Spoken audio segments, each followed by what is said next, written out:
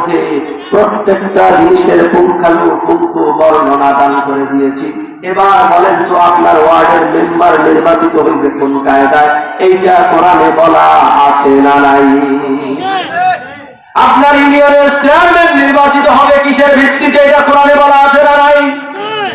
এই এলাকার এই সংসদীয় আসনের সংসদ সদস্য কি পদ্ধতিতে নির্বাচিত হবে সেটা অবশ্য কোরআনে বলা নাই।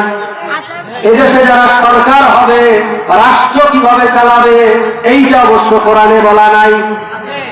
আল্লাহ বলছেন আমি এই কোরআনের মধ্যে সবকিছু পুঙ্খানুপুঙ্খ বর্ণনা দিয়ে দিয়েছি। এই কোরআনের মধ্যে কোনো কিছুর বর্ণনা বাদ দেই নেই। অবশ্য সংসদটা কিভাবে চলবে এইটা বাদ।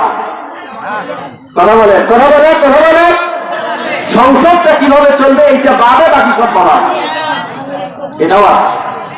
যদি এইটা থাকে মুসলমান, তাহলে বলুন স্বাধীনতার পরের 50 বছর 53-54 বছর অতিবাহিত হয়ে গেল, এদেশের সংসদটা বুঝি কোরআন দিয়ে চলে?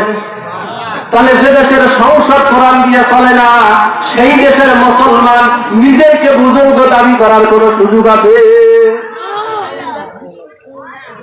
যদি সংসদটা কোরআন দিয়ে না চলে, তাহলে প্রশ্ন আসে কি দিয়ে চলছে? এদেশের পার্লামেন্ট আজও ব্রিটিশের দেওয়া আইন দিয়ে চলছে।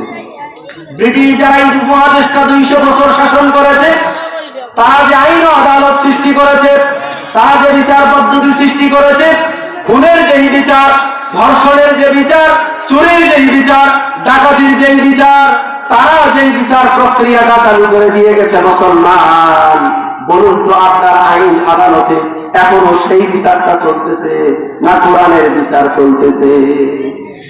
কোনটা কোনটা? ব্রিটিশের আইন চলছে।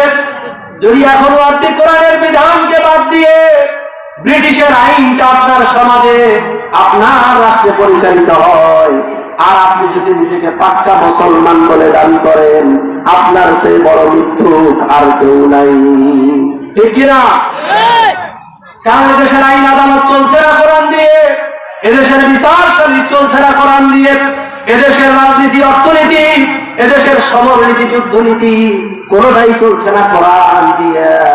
কোরআন দিয়ে হুজুর যে মসজিদে করা ঠিক মতো দিবে, তাও সে গোলটানি করে মসজিদ নামাজের জায়গায় রাজনীতি চলবেন না।